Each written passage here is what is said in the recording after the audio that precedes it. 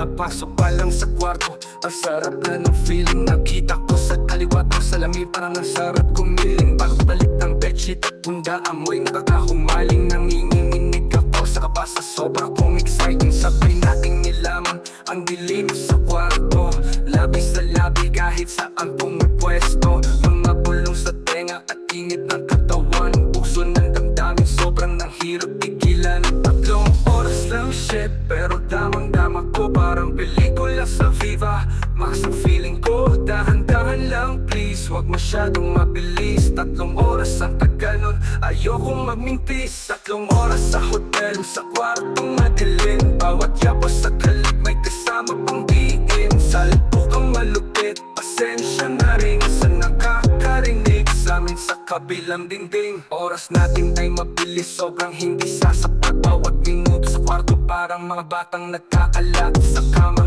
sa unan, makikita ang patag ng sarap at saya. Sinamahan pa namin ng alak, walang usap-usap, body language lang ang katapat. Naglock ng pinto, tapos bumilang hanggang 4. Galaw ng katawan natin sabay sa tugtog, malupit parang Katrina at Hayden lang bukang bibig lang ay shit. 3 oras lang shit, pero damang-dama ko parang pelikula sa Viva Max ang feeling ko, dahan-dahan lang please, wag masyadong mabilis. 3 oras ang tagal nun, ayokong magmintis. 3 oras sa hotel, sa kwartong madilim. Bawat yapos sa kalig may kasama pang diin. Salpukang malupit, pasensya na rin sa nakakarinig sa amin sa kabilang dingding. Walang usap-usap, body language lang ang katapat. Naglock ng pinto, tapos bumilang hanggang 4. Galaw ng katawan natin sabay sa tugtog, malupit parang Katrina at Hayden lang bukang bibig lang ay shit. 3 oras lang shit, pero damang-dama ko parang pelikula sa Viva